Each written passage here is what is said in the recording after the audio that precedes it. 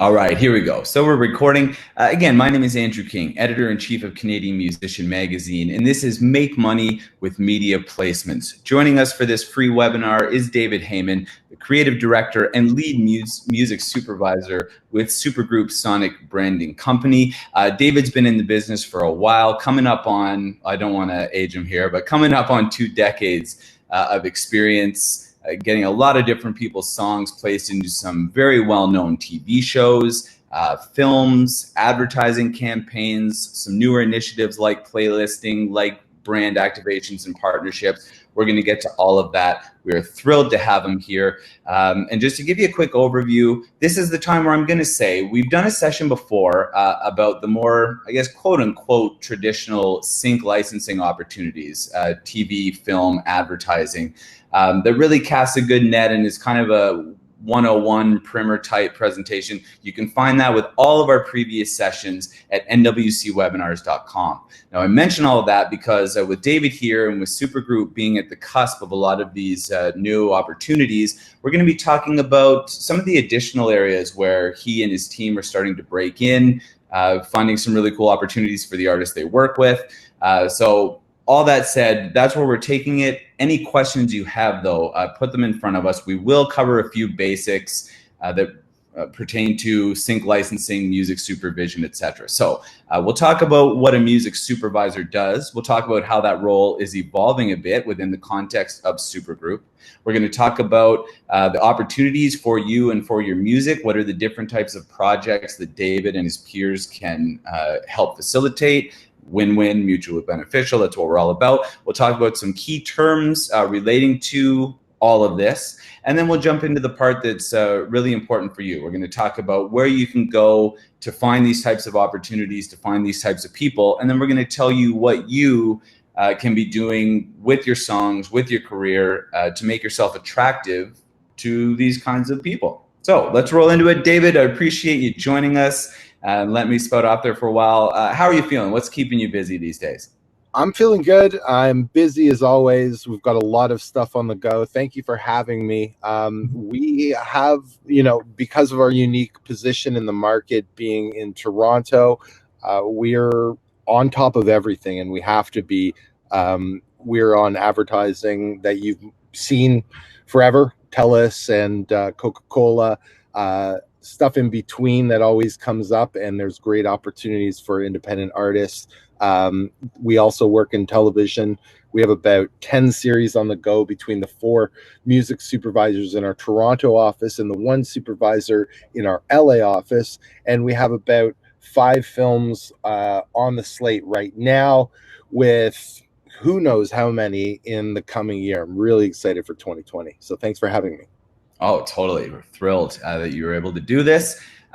So here we go. We're rolling on music supervisors. Maybe we can bounce through this pretty quickly because I'd imagine it's a question you fielded quite frequently. But David, give us a quick overview. What do you and your peers do? And then we can jump to, actually, why don't we start with that, the basics of the job description. Sure. If there is such a thing as a quote unquote typical day at Supergroup. For sure. I mean, it's a great place to start because I think a lot of artists are really confused what the role of a publisher is, a sync agent, and a music supervisor. There are 3 different things.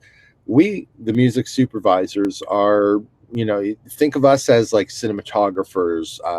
We're hired by the production as artists. We bring something unique to the table. Based on our past works, our taste, what we put out there in the public, who we are as people. So we're hired by them to do a task. That task is to scour the world of music and find the right songs for their project. That means we are contacting record labels and publishers and sync agents, and also going rogue on our own to find the best music for the scene, for the storytelling at hand. So that's why I do things like this, because I do want to reach out to all the listeners who have music to pitch for these shows. But that is how we work. We don't work for the artist. We work for our producers, for the agencies, and for the directors. So when we get music, we aren't per se beholden to the artist. You know, we don't work with them. We're kind of looking for the right thing. So yeah, you know, that's kind of an odd thing for people to wrap their heads around. They think that we represent them. We don't. There are people that we love to work with and will work with over and over again. But that is just out of like love, sometimes proximity. We do like to support artists that are local, or you know, whatever, basically. But we don't work for the artists. We work for the production companies. Okay, loud and clear. And I guess there's a point in there that we should get right out front. You are open to pitches, to submissions. If people have things that they think you should be hearing, you're welcome that. Absolutely, absolutely. I apologize to any of the listeners. I just went through and tried to find you guys on Instagram and such, but I can see there are some friendly faces there that I love to work with. Shouts to Owen and Jack Pine there. Some people I love to connect with, and I guess, you know, people are curious how to reach out and do more. But I need these kind of things just as much as I need, you know, Pitchfork telling me what the hottest, you know, damn thing is in the pop sphere. You know, I need this as much as I need going to conferences. That's a great place to meet music supervisors, not necessarily sync related conferences, because those are a lot of cash grabs and we can get into that. But you know, just getting out there and trying to get in front of music supervisors in a friendly way, where you're just basically saying, hey, I'm this color. I'm a beautiful color, and I know you're a paintbrush and you've got a canvas that you're working on right now. And if you're looking for my color, you know, here I am. That's kind of what it is, you know, and we get excited the same way some painter would be when they walk into a store full of different colors and shades and beautiful things to pick from. That's what we're looking to do, is just paint the picture. And so we are looking for the paint, the artists, and the music, and we need to honestly, to get unique sounds that everybody isn't, you know, pitched every day, because we are pitched daily from, you know, your publishers, your record labels, your sync agents. We get tons of music every day, and you can imagine the hyperbolic nature of it all. It's all the best. It's all the greatest thing you've ever heard. So, you know, that becomes groundbreaking. Yeah, right. It becomes white noise after a while. So we like to go outside and find the win that nobody's ever heard of. That thing that when you're watching the program, or me personally, this is what I get a charge out of, is when somebody's watching a program and they're Shazamming it and discover a brand new artist. Not just going, oh yeah, that's Billie Eilish, I should have known that. So that's the ultimate goal, is to find folks like these listeners. You know, I do like open a Canadian musician magazine, and will actively search or highlight artists that I want my team to look into. So we're active on, like, you know, the Georgia Strait to the Now magazine, trying to find the indies. And it's very important to make noise in press. It's very important for us to have things to point to in the real world, in pop culture, things like articles, you know, little great shares, brand partnerships that you've been involved with, things that we can point to that are out there to sell you even further.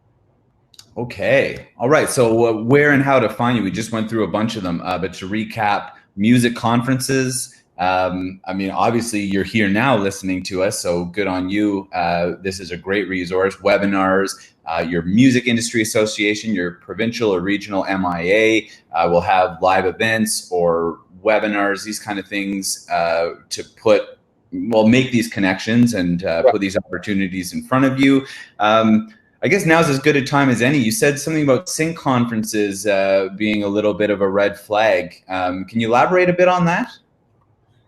Yeah, I mean, there are sync conferences where you will go to a major city, and go with the expectations of meeting a class of 12 key music supervisors who are likely fantastic.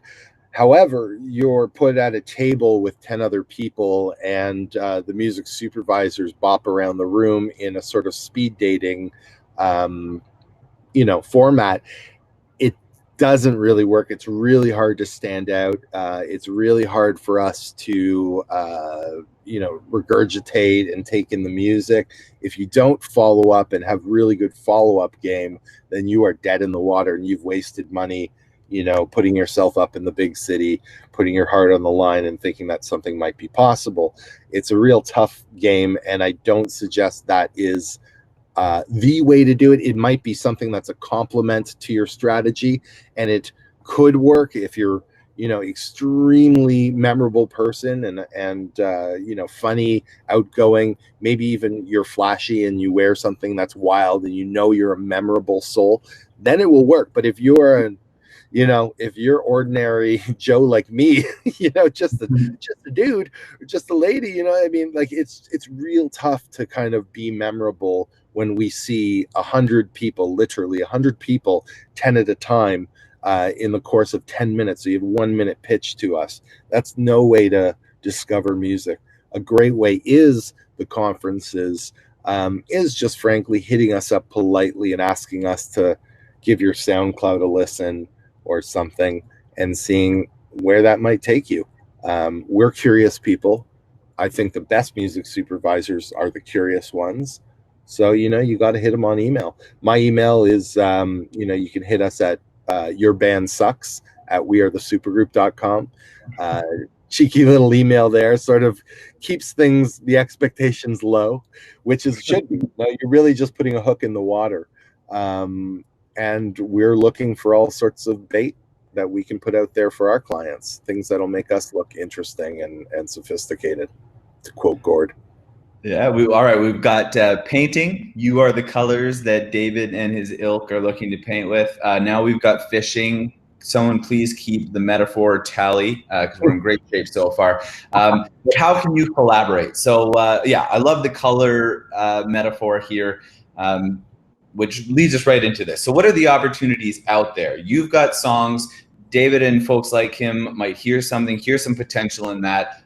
Where does it go from here? So here we've got a list of a few of the different component segments of Supergroup's business. Now, I'll tell you, because it was public information, we don't have the percentages, but this is in order of, not priority, but what percentage of their annual revenue come from these different streams. So the core of Supergroup's business, or at least the most dominant sector, is advertising, followed by series. I was going to say TV series, but of course, in this day and age, that could be YouTube, it could be a streaming platform, et cetera, et cetera. Playlisting, which we're going to jump into, because that's definitely one of the newer opportunities of the list here. Of course, there's film, augmented and virtual reality, AR and VR. Oh, funny, because I was going to say, an emerging area, although it seems that that's been emerging for about a decade.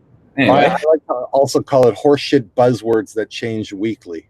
You can call that of which I'm sure there are many tucked under other. So I guess, David, where to start here? I mean, when people think of advertising, series, television, film, that's pretty straightforward. Your song might be in the end credits. You might get the, girl chasing down the guy at the airport. The two I'm really interested in here are playlisting and then other, which we can tuck AR and VR. What are some of the, I guess first, can you tell us a bit about the work that Supergroup does with playlisting? And then we can transition into some of these other emerging areas where you've generated opportunities, had some success, even though it's kind of at the cutting edge of this business. Yeah, for sure. I mean, just like every company, we suffer in that, we have one face going out, and it would be great to kind of have one message for the people buying the music and one people selling the music, because it's a little bit different. Playlisting to an artist means something very, very different than it does to an advertiser. So when an advertiser is looking at our website saying that we do curate playlists, that doesn't mean we seed artists. That doesn't mean we have any pull at Spotify. We get asked all the time if we can help with that, and we have no kind of ins on that. What we do is we're hired by agencies who have a a game plan. Part of that game plan might include serving up their client through point of sale, through digital distribution, through actual product itself, like Coca-Cola bottles, to create playlists that are then, they're populated by the music we choose, that is in line with their social and corporate alignments, but also fall within like language and certain parameters that we have to follow. We've done playlisting for, some nefarious brands, let's say, whether it be cannabis or smoking, even like Rothmans. And, there's certain things we have to stay within as far as popularity and numbers and streaming numbers, and still make that a viable, cool playlist.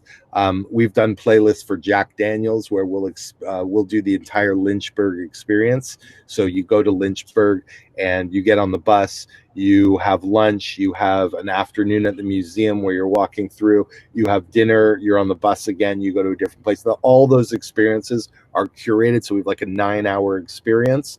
We're curating for a company called Common Citizen in Detroit, and they have right now 9 cannabis shops. So we're curating music special for them. That is the angle. So we have nothing to do with Spotify seeding, which I know is extremely sexy to artists these days. And I apologize for the confusion. Oh, but a fair one. I mean, sure, it's great to get added to a list that oozes credibility, Rap Caviar or something. But in this case, this comes with a check. And actually, on that note, how does revenue sharing work? How does an artist end up getting paid if they are included on one of these branded playlists? Sure. On the playlist, it really comes down to the streaming, unfortunately. So, okay, mostly what will happen is we're on the format and you get paid through the format. We're curating it. And if we want to use the likeness of the artist, then we pay. So we try and upsell. Obviously, we want things to go bigger and make more noise. So we will highlight certain artists and they will be the face of the campaign. That's a whole different ballgame. That's where we get into media. That's where we sort of float back into advertising, but we're just under the broadcast bubble. We get into things like Instagram shares, banner ads, YouTube pre-roll, all those things that are usually under 15 seconds. But that comes right back to creating content, which is basically in a video. That piece of content is a copyright within itself. We have to license something for it. We also have to have the likeness of the artist cleared. So there's a couple ways to get paid on that.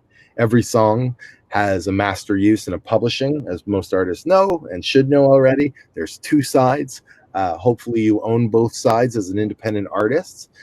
You should be telling me that. The keyword when you're pitching to me is one stop. That means you own rights to both sides. But also, having a management contact or be able to contact you within a reasonable period of time if we're interested in who you are as a person. That's extremely interesting to us, and especially the people on the playlist, because they can't just throw something out there. They need something to leverage off of, some kind of personality, some kind of marketing tool. Okay, and you touch on a few things there that we're going to get to momentarily, so I'll save those questions. But yeah, under that other umbrella at the end here, like I've seen you guys have done some cool things like direct artist times brand partnerships. Yeah, so can you walk us through, and I'm sure it's pretty varied, but just a few examples of some of these new, obviously more limited, but emerging opportunities that you're starting to see more and more of that might appeal to folks? Yeah, I mean, this is the brand partnership where it's an ambassadorship, you might call it, where the artist is treated like an influencer and asked to, tweet certain things or put out a song that they've co-created for a brand. That's a big thing that they love to do. I personally hate it and find it ridiculously cheesy, but when it's the right fit and it's the right tone, it can be beautiful. Often we'll start that conversation and we'll end up doing a cover song, but we'll still do it in the style of an artist. So for instance, we may get somebody to do a cover for a children's hospital, and then that person becomes a spokesperson. Alternatively, it could be for a big brand like Coca-Cola, or Chevy. We just did a Chevy ad where the brand ambassador was a young artist named Carol Ellen, who doesn't quite have the skyrocketed career yet. And that's the story we were trying to tell.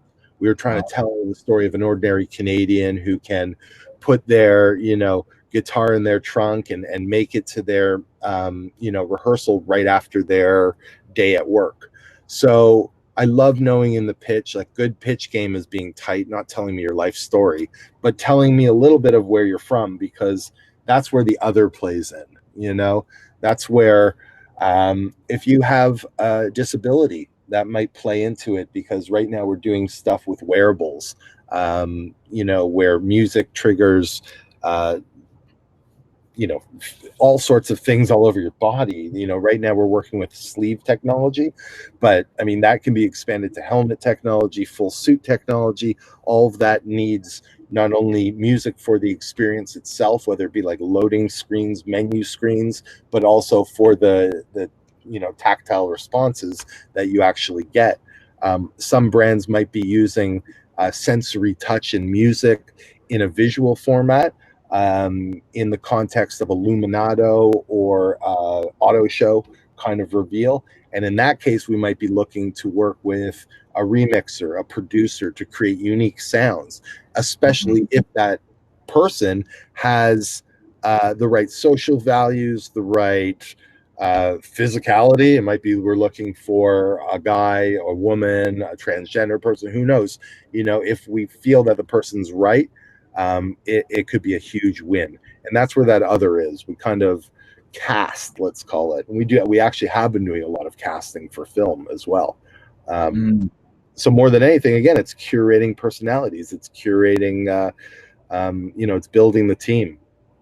We're not going to get into sports analogies now, but yeah. No, that's great. So I guess just to glue a few things together here, it's, if someone does make your acquaintance at a conference and gives you an idea of who they are, of course, their music and what they sound like, but also their identity as an artist, that just gets added to your pool of reference. And it might be 6 months down the road, but you might then have a client come knocking looking for a very specific archetype. And then you are able to just plug that in. So based on a chance encounter, however many months ago. Absolutely. So when I meet an artist, and I encourage the same of my my other fellow super groupers, and again, there's a bunch of us and we're growing, is that when we meet an artist, we compartmentalize them in some sort of context that we've already been through. So whether it's actually simply playlisting their songs into an old playlist, or putting them into a pitch that we've already done based on whoever they may be. If it's like, Scotty right now is working on a little project that's like Oklahoma and Ontario Outlaws. It's a Ontario Oklahoma co-production. So he's kind of banked artists in the past that are in different regions, especially in Ontario. And those are probably on old playlists that he's worked on. I do the same. I'm always banking things so I can look good when a client needs something in a pitch. I go to my old Outlaw playlist. I go to my kind of old list of folks that are, awesome female DJs or whatever. And I'm able to pull that up. So as soon as you meet me, I'm, going back to my hotel room and listening to stuff sometimes, and putting stuff in folders if I'm away. If I'm in Toronto, we have a little bit of a process where we have one of the younger supervisors loading the stuff in, labeling it. If keywords are of interest to me when I review it, and I review all music, then I kind of put it into folders that have similar playlisting ideas as last time. So it's a lot of organization. That's the work on our end. And that's where, some people on the chat here are asking about harassment and whatnot, and had follow-up. We know you, we see you, it's actually really kind of awkward when we go to events and we totally know who you are. And, you're coming up to us with the intro game, but we totally know who you are. We're watching what you're doing. we're on Facebook, we're on Instagram a ton, admittingly, and we're into Canadian Musician Magazine. We're at these conferences. We know who we work well with. You know, we know guys that have great stuff that are sample free that always sound fantastic. Like shouts to Owen right here. You know, there's just great stuff that we go back to, and I think it's about creating those relationships by being true to who you are. Don't try to kind of fit into a mold of something we're already working on, because chances are what you think we're working on, we're already done with. And we've already created our own box for that. Why try and fit into that? Just be you, you know, be fresh. Tell us who you are. You don't know what we're working on next. We're kind of nervous about what we're working on next because it's a different landscape than what we're working on currently.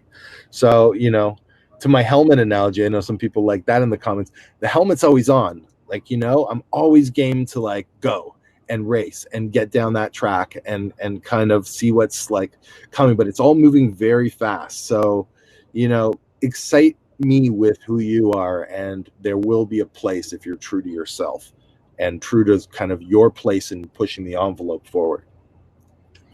Awesome. There's some great questions in the queue here, which we will be getting to momentarily. I guess I can do this one since, David, this is you that I'm quoting. Is that right? Yes. Okay. So great sonic branding, which grows right out of what we were just talking about. Great sonic branding projects a brand's image in an instant. It immediately tells an audience who you are and what you stand for. It's one of the most powerful ways to attract an audience, check mark, and invite them along as your brand evolves.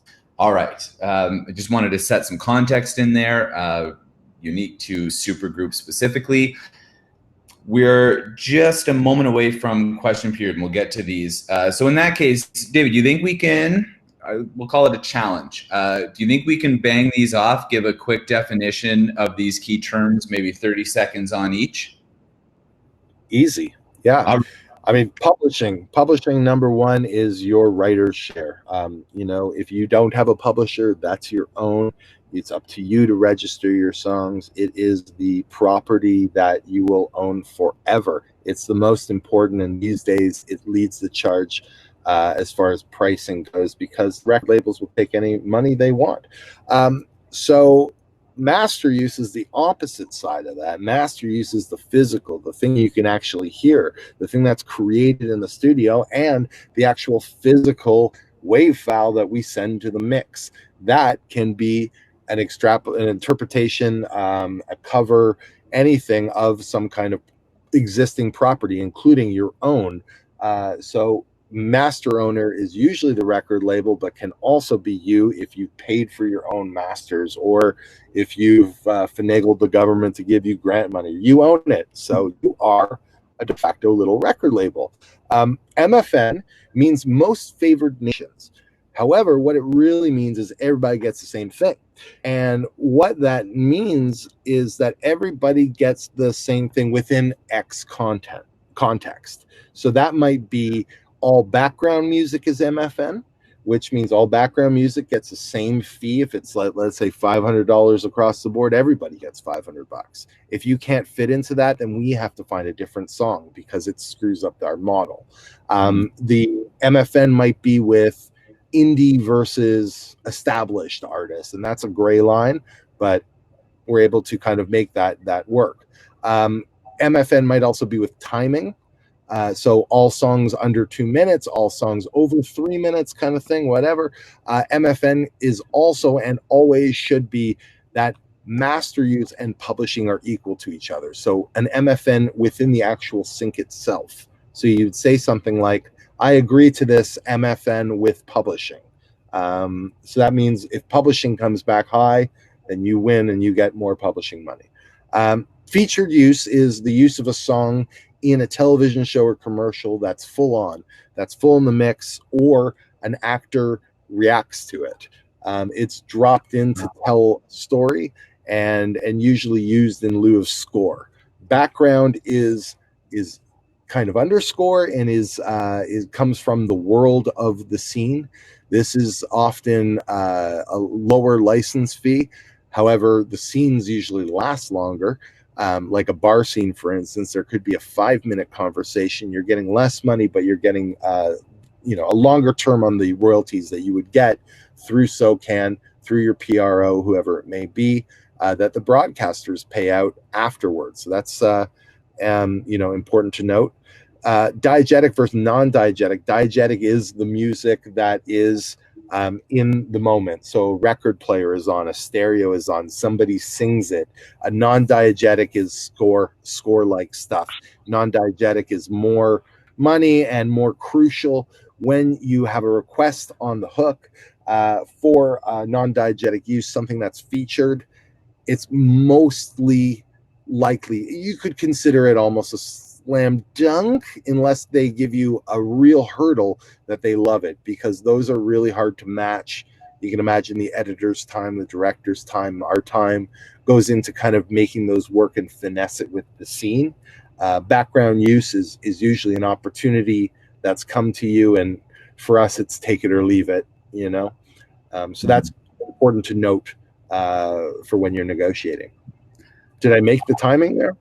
Oh yeah, I actually was counting. Yeah, we're under a little bit, and so I can add in, because I had to look up what diegetic and non-diegetic meant, and so Star Wars diegetic Cantina Band song, non-diegetic Imperial March. You got it. Okay, sweet. If the story, if it exists in the world of the story, diegetic, and thus prioritized when it comes to fees, etc. Yep. Okay, awesome. Well, here we go. Thank you. I think this may be the steadiest stream of questions we've had so far. So let's race through these if we can. We will take time and give thoughtful responses where need be. So Jennifer, where and who can you contact to get your music considered? Well, thank you for joining us. You can contact David. You can go to our archives, check out our previous session with Dondrea Irau from Instinct Entertainment. You can contact her. You can Google music supervisors. You can Google music placement. You can find contact information, but you want to get in touch with music supervisors like David. Let's see where we go here. Oh, there you go. Yeah, Rick, this was a great question. And I guess this one's for you, David, is about connecting with your clients and gaining their trust. That's an interesting term, because you mentioned earlier, like, you don't work for the artist necessarily, and yet maybe there is still a bit of finessing to that relationship of you with the artist you work with. Is that the case? Oh yeah, I mean, there was an artist that's a friend of one of the other supervisors in the office, and you think he understands how we work. I think he thinks that I work like for him, and he's constantly asking me any action, and it pissed me off the other day because I got him a placement, and so I know it's not going to end, and he's not going to understand that I don't work for him. But truly, we don't work for the artist. And we absolutely love hitting home runs. Love it. It's the best thing when we can hear that we've got an artist, a reason to make another album, a reason to continue, a bigger fan base, more money in the bank, etc. Those are all huge wins. But, honestly, we would be in management. We would be in the sync game if we worked for artists. We need the entire landscape. And because we might be on a project. I've been working on a hip-hop sci-fi series for like 8 months. So it's put every other interest of mine really on the back burner for so long. So to be true to what we do, we can't represent artists. And that distinction is extremely important. Oh, thank you. And I misrepresented Rick's question a bit, although that was good info. But yeah, he's asking then, like, for the filmmakers, advertising clients, etc., that you work with on that end, how do you, and maybe it boils down to just doing a great job, but how do you nurture and maintain those relationships?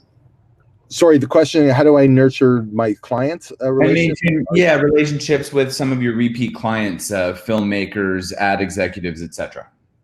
I mean, this is why we can't represent musicians, because I don't sleep at night, because we don't, have any contracts with any clients long-term whatsoever. It does not work like an advertising agency at all.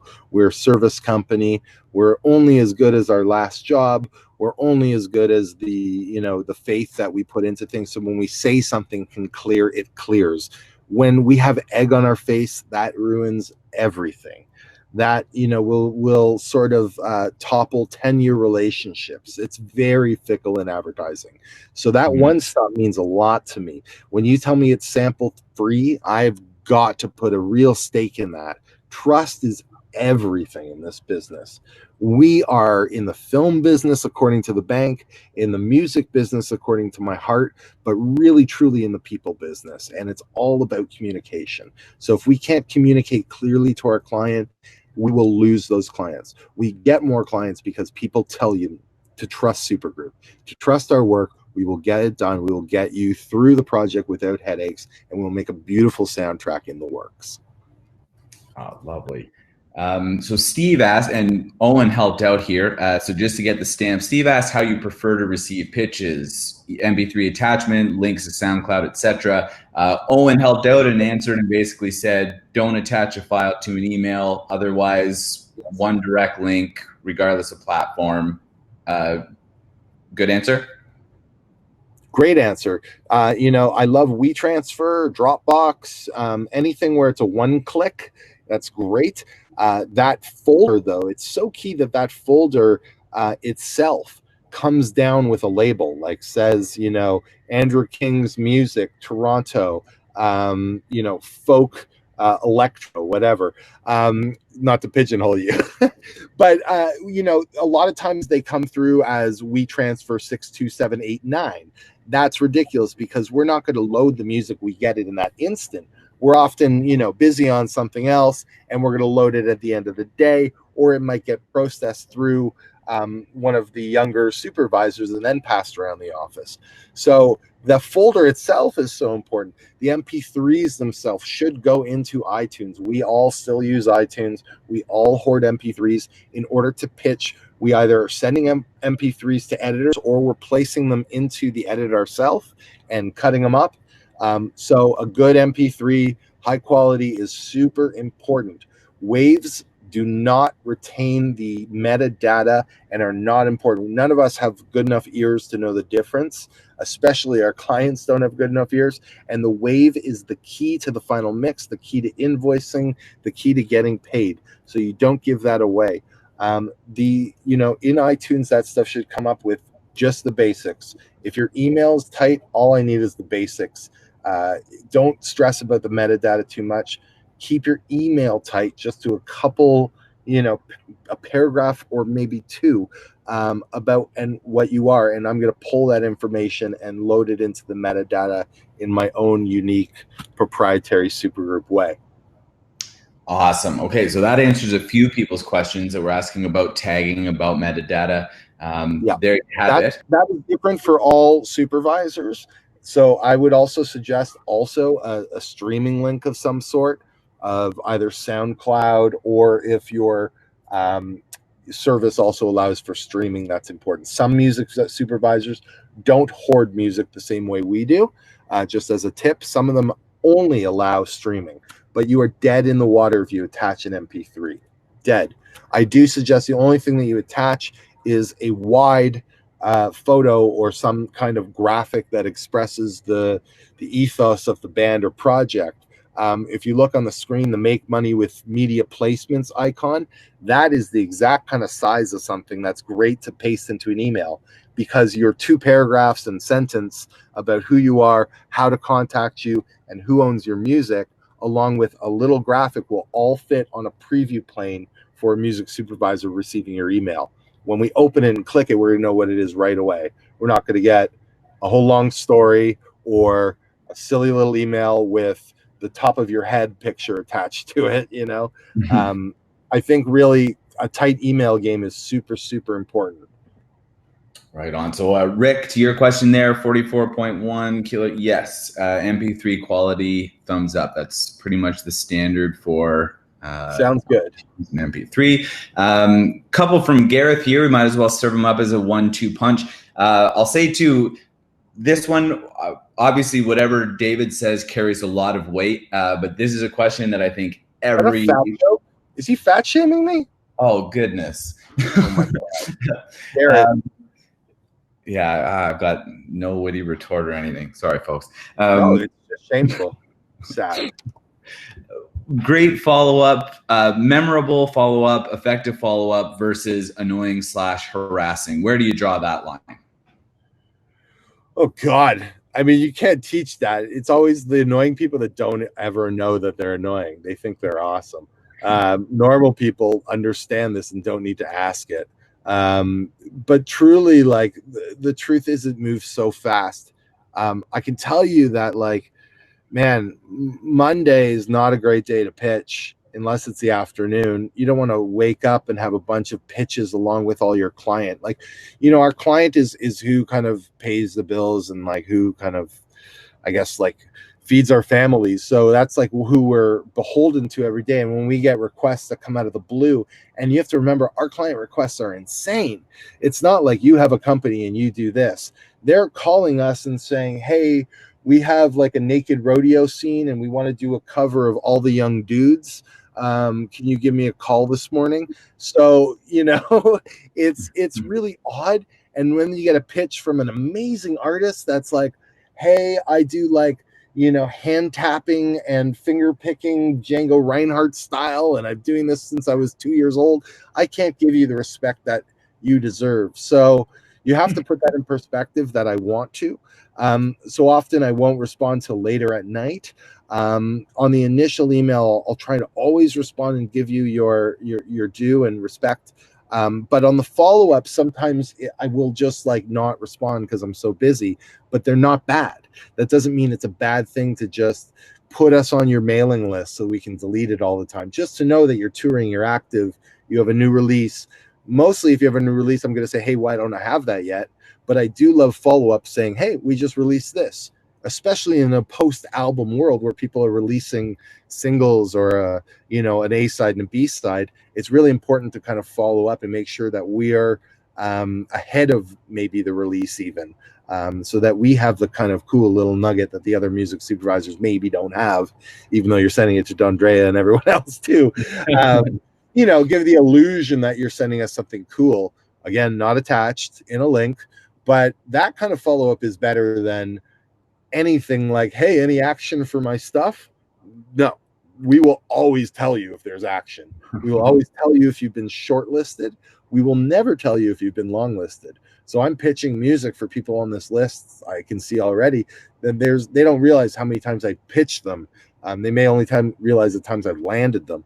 But we only contact the artist when we're shortlisted. So if we haven't spoken to you, doesn't mean we don't love you. Just means we got nothing right now. And for us, it's a long game, and good music is timeless.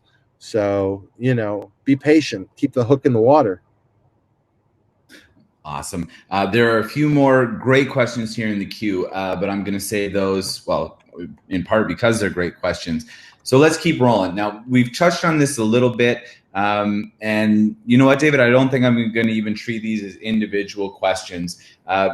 Can you tell us, we've got a bunch of hoity-toity corporate titles here. Can you just walk us through here? Tell us who the people are that you're dealing with on the client side. And as we'll see here, we're talking about the different media / opportunities. And we're also talking about different stages of the process. Yeah, I mean, this is just really so the artists right now that are online can be empathetic towards what we're up against. Directors, writers, advertising, creatives. These are some of the wildest minds that I've had the pleasure to work with. Some of them seem totally off the rocker, and those are the best ones. The ones that cause trouble are the best ones, the most informative, enlightening people that I've ever had the opportunity to work with. However, biggest headaches. Producers, line producers, advertising reps. Those are the people that are going to steer us into the kind of box that it needs to be finished at, and they need to get us to the finish line. They're the ones that are looking at the bottom line. They're the ones that are keeping the budget in tune and honestly reality in tune. So it's almost like directors, writers, advertising creators are dealing in the fantasy, and the producers, line producers, advertising reps are dealing in reality. So I have to live somewhere in between to please them both. The editors, the sound mixers, the production teams, that's the rubber meeting the road. Once you've made the directors, writers, advertising creators happy, You've created a fantasy world and you've done it within budget. Then you can send the tools to the editors, the mixers, the post teams. That may be the actual pitches, the batches that we put together before shows, or the actual wave file to unlock it for the mix. And, playlisting is just other. I mean, anything goes. And I love sending or getting an email saying, hey, this is the weirdest thing ever. You're going to think we're weird. And it's something that actually has been pitched to me before. So nothing strange. And I love bringing strange things to artists because those are the things that really get them excited. It's not, can I get a new EDM song for a Hyundai Adapt for Western Canada? Sure, that'll get you paid, but it's not that exciting. Okay, so macro level, big picture, dreaming it up, producers line, producers reps, turning that into something workable, tangible, viable within budget. Editors, sound mixers, that's the technical, like, okay, now we need this product packaged this way to make it work for our platform. Others is others. Okay, so talking a bit about budget balancing act. So in most of the opportunities that we've been discussing, say for some of the special ones like artist and brand direct partnership, but yeah, whether it's a series, advertising campaign, etc., a client comes to you, this is what we want, this is how much money we've got to make it all happen. How does that differ from the ad world to film / TV / series? And then through to some of the more unique brand initiatives? It's all about getting through the finish line, and the greatest ideas just have to be executable. Advertising in Canada is a unique beast. There's a lot of money for what's a sure bet, really. So you see in television, there's a trend right now for co-opting popular culture, whether it be a huge song that everybody knows, young or old, or actually a character or a spokesperson from media. Look at John Hamm coming in as a spokesperson for Skip the Dishes. That's a perfect example, but it's the same kind of idea as using Queen for the past 3 TELUS spots. So We're seeing that there is money there. However, that money is predetermined for something that's extremely popular. Our pitches are on the way high end lately in the last 3-4 years. However, everything changes, and we'll surely get back to independent music. I think we've jumped the shark as far as what I like to call sadvertising, taking a fun, popular song from the 80s, 90s, 70s, and then turning it into a sad insurance commercial. I think those have really kind of jumped the shark. But brand partnership and activations are really exciting now because we have new organizations that are supporting new ways of thinking. We support jack.org, which is a mental health organization that empowers young people to be leaders on the ground in the schools. And music and creativity is a cornerstone of that because it creates outlets, it creates a community. So many reasons for an artist to get involved that could make them a stepping stone ambassador to a larger brand looking to co-opt the idea of mental health, i.e. Bell, Roots, whatever it may be. So those brands partnerships take on a mosaic of budgets. Sometimes they're giant. If it's Coca-Cola, we've worked with Lily Singh for the Coca-Cola playlisting thing. We've done things with Once a Tree for Hyundai, which was a nice mid-level boost for the band and for their wallet, but it all kind of made sense with where everybody was at. And so we try and find that right balance of what they can afford and what we can achieve as far as ROI and echo and kind of getting them that amplification in the market. There's always a way. There's always a way to make things work. Even when the budget doesn't work, there's always terms, which is the other thing we throw around. There's always the length of the use, how the song or the actual artist is used, how their likeness is used, how it's controlled, how we limit your interaction with the brand in the public space. All of those things are important and negotiable. So there's always a way to kind of make the budget work. All right. Oh, this is great. And now I was going to say the meat of it. This has honestly all been so good. But probably what a lot of folks have been coming for.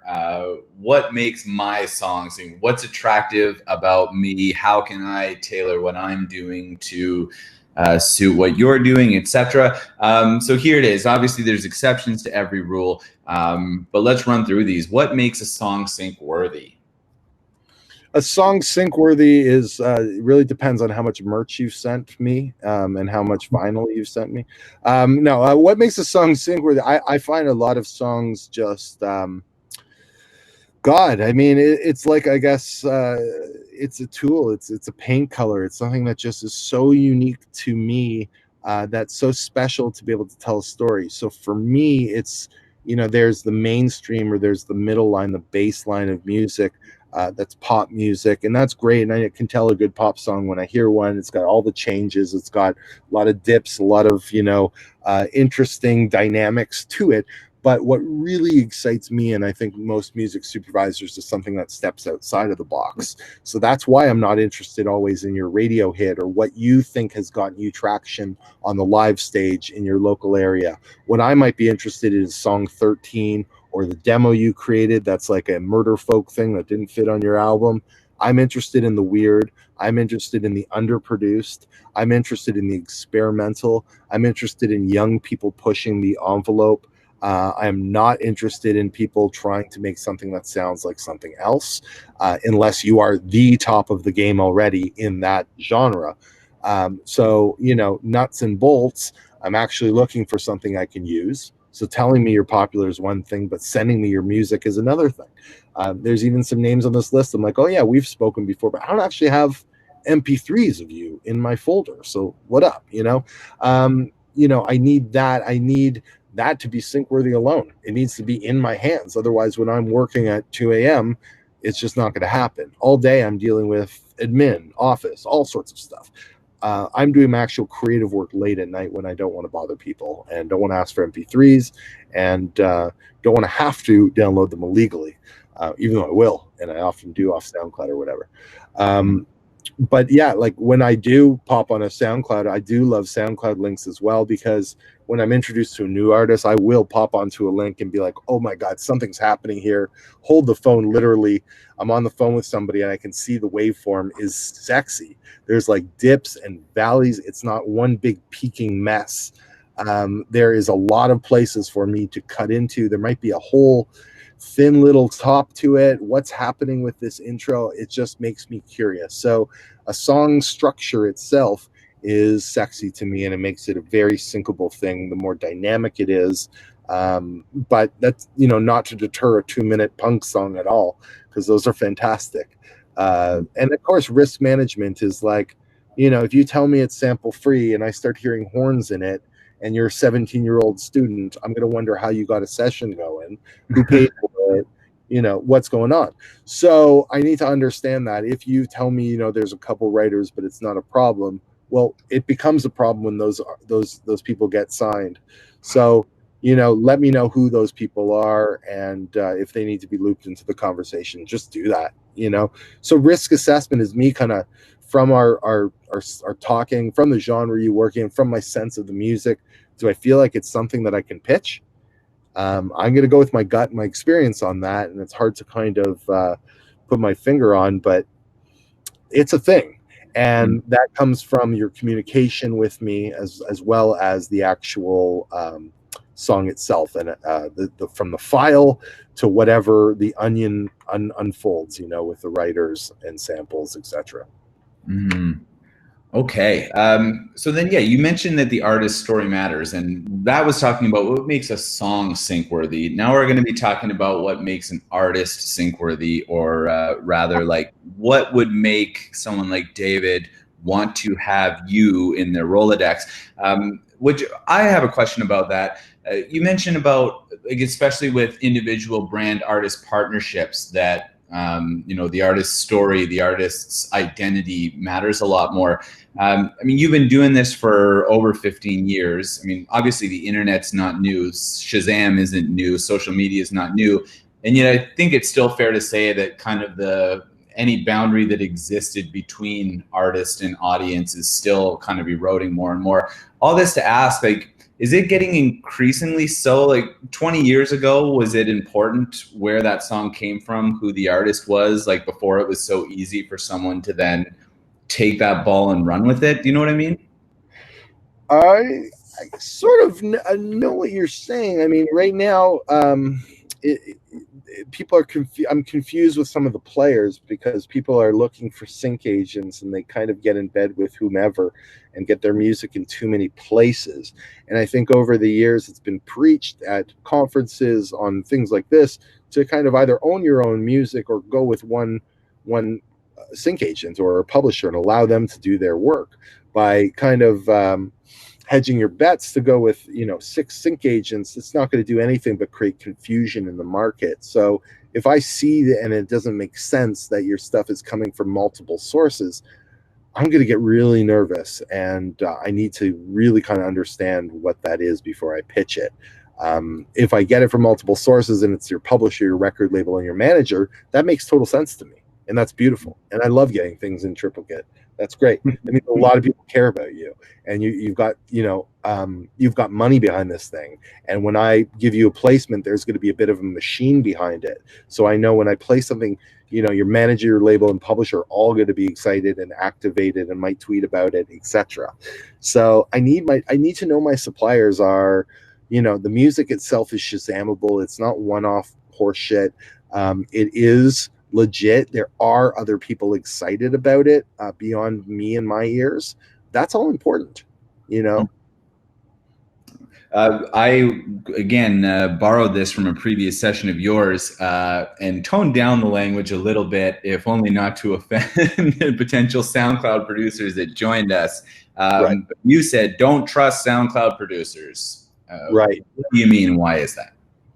I just that's more of a note to music supervisors. We don't trust SoundCloud producers. It's a rule. We can't.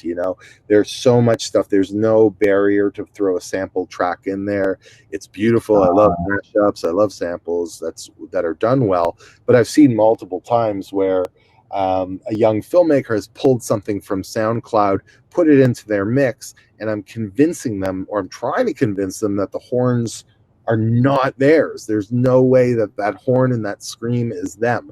So, some white kid in Oklahoma is doing soul music, and sounding like, if I could be specific, Ray Charles. And then down on the thing, the filmmaker points to a thread he's allowing people to use music for their podcasts and their videos. And I said, despite that, it doesn't mean anything. Turns out it was a Ray Charles sample, and there's no way that he would approve that. I know that personally, that Ray Charles won't approve that kind of thing. So, SoundCloud is it's great. It's democratic. It's beautiful. Anybody can put anything there, but we can't trust it. So, getting something from, SoundCloud directly, just pulling it out in the middle of the night is really, really dicey. It's more of a music supervisor's note for the management class. But it's like we have to look out for the Tim Myers. I know I'm going to get in trouble for that down the road too. That's the bass player for One Republic, who had projects for years where he would take briefs, or I think he just found some old briefs where they would say, lift higher, elevate your soul, and get this product into your freaking living room. And he'd make a song out of it that sounded perfect with the beautiful millennial, Lumineers Woe, and sell it. And we got caught a few times with artists that he'd create that aren't real artists. They'd throw up a SoundCloud page and say, hey, we're an artist. That's what I'm saying. You can't trust that. I love developing artists. I don't like fake artists, and there is a difference.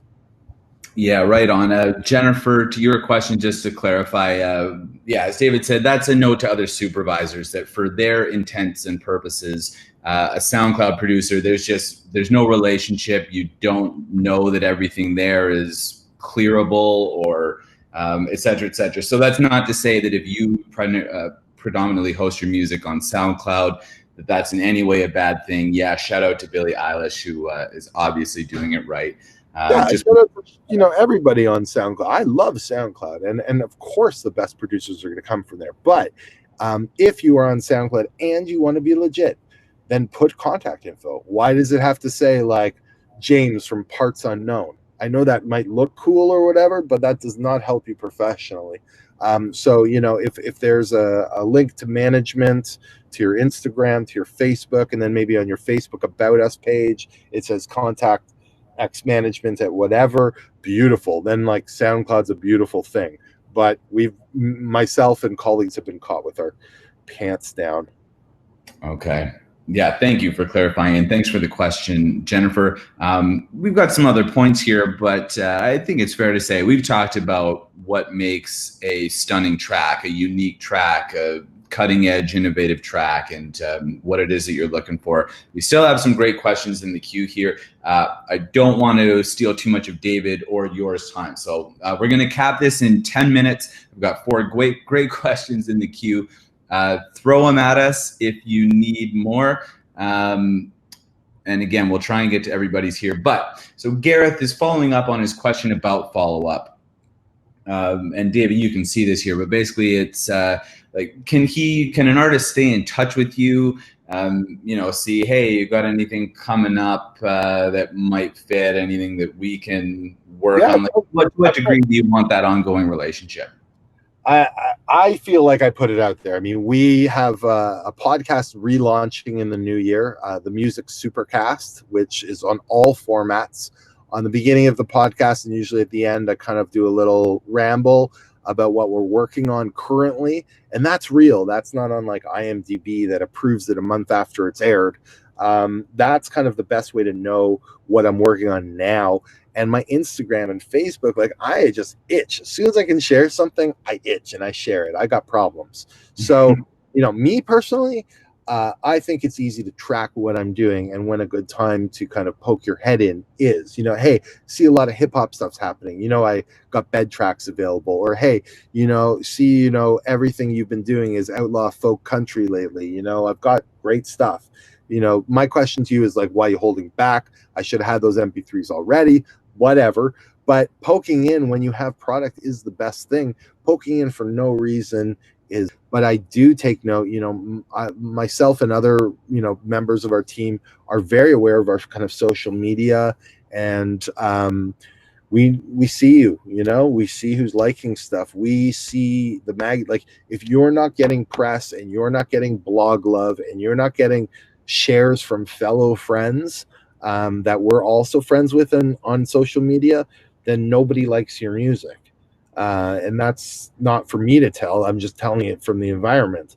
So I like to make friends with people on Facebook. I like to see just from afar what's going on. Are 2 people liking your song? All that stuff matters. So follow-up isn't as important as staying up with the other people that we look to in the business, If bugging people is the way to get blogged about or get an article or get Canadian Musician to do a thing on you, then do that, because that's where our eyeballs are at. Share that with us. But, if you're just going to wish me, happy holidays or whatever, I mean, great. Fuck the holidays, I just want to work. Aw. Yeah, I mean, like, it's just disingenuous, it's like I there are artists I love, there are people and personalities that I love, but like, keep it real. If you love what I do and you want to be a part of it, then comment on it if we share about it, like a Kim's Convenience or a local show, and more than anything, if we do get you something, show the love back. Show that you appreciate it and what we're trying to do. Oh, right on. Yeah, don't bug us. Don't harass. Yeah, fair enough. Again, Gareth, if you have to ask, ... I guess we can kind of pair Steve and Rick's questions together here. But like Rick says, do you have kind of a list of people you would call for custom work? And Steve asks if you would ever like send out request to your contacts saying a client's looking for X. Do you have something? I guess all that to ask, to what degree is it that you have an opportunity and might not have the exact product in mind, but kind of know a path to it? Like how often are you reaching out to artists for that kind of thing? Like, hey, someone wants a really sad cover of everybody wants to rule the world. I know Right. someone who could do that even though they haven't yet. Right. Well, the haven't yet tough is tough because I have to do that to my clients. So I have to say, hey, we should get, Steve or Julie to do this thing. Here's their video that they've done a cover of Ed Sheeran, even though we're about to do a acoustic version of Bulls on Parade. They just want to see that they are capable of a certain tone, and what I like to do, because my background is film. It's not music. It's not like the nuanced stuff. It's not technical. I want a band to be themselves. So I want to point to something you've already created. It might be an original song. It might be your hit. It might be something that you've done as a one-off for Paste, or something like a So Far session, something that I can point to where it's like, check out that tonality. If we can bring all the flavor of a Devo song into that beautiful person playing a harp in front of a crowd of 10 people, then we've got something super special. So I go off of the content that's already created, and I assume people can do what I need done based on their past body of work. So if you can do everything and you've written music for everybody, and you've had some stuff placed on some great shows like MTV and whatever MTV show, but like Pawn Stars or whatever, fantastic. Those aren't the people we're looking for, and I'll in fact delete those messages because I'm not looking for a jackknife. If I'm looking for a hip hop person with an old school style, I'm going to go to that person. If I'm looking for a folk artist that makes stuff that sounds analog all the time, then that's the person I'm going to. I'm not, again, beholden to one person because we don't have a studio. I go for the right sound, the path of least resistance, and the artist that will appreciate being in their own style the most, thus making it a shareable for them. Oh, outstanding. Okay. Quick one here from Dio, and if that's my man, Dwayne Gibson. What's up, Dad Rap?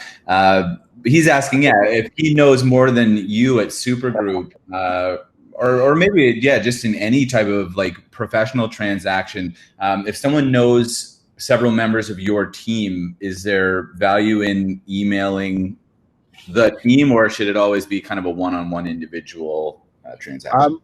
I think it's best to like CC the team. Our thing is, it's pretty easy to figure out people's emails unless they don't have them.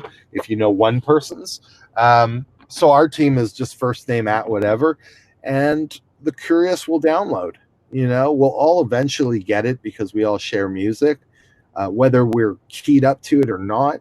We all do share in stuff. Kai is working on a series right now, and she's in London, and she needed something that sounded like, I guess, like a Division kind of thing, but more acoustic, more of like an Alan Raymond. And I just pulled a bunch of my stuff for her quickly. And I know she obviously pulled from her, but I hope, because my metadata is great and all that, she either is keen to it, that's already in her folders, or she's just getting it and it goes around. So then being like, oh yeah, I remember so-and-so from email thread. We do remember that stuff. We see you, throw us on an email thread. We will, we have folders where we folder stuff away and squirrel things away. Our job is to be a guy or girl with tricks up their sleeves. That's a music supervisor's job, is to kind of have magic tricks. So if you can give us some magic, that's the beauty. All right, on. I guess one more here. Well, and then I want to close out with one of my own, just to be selfish. But Aaron's asking, on the note of metadata, genres, folk, electronic, etc., definitely in there. He's asking, and I'm curious about this one because I'm thinking this is something that you might prefer to do rather than have an artist feed it to you. But like, to what degree do you want the kind of descriptors like melancholic, peppy, introspective, etc.? I don't mind. I like them. All right. Yeah. I really, the stuff that you aren't is going to get you in trouble.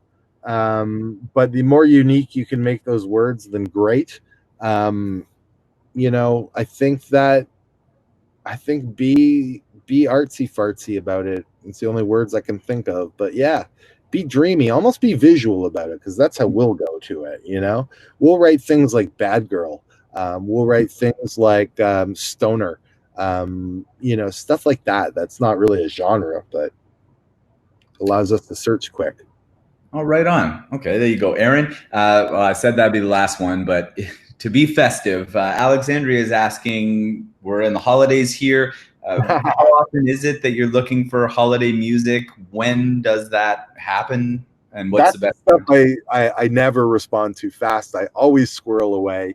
I'm so cynical about, and then I know one day I'm going to be on a film and they're just going to need holiday music and I'm just going to need all original stuff. So it's totally reality. It's so not my reality right now. But Scotty just worked on a film. Cody just worked on a film in my office that was a Christmas movie.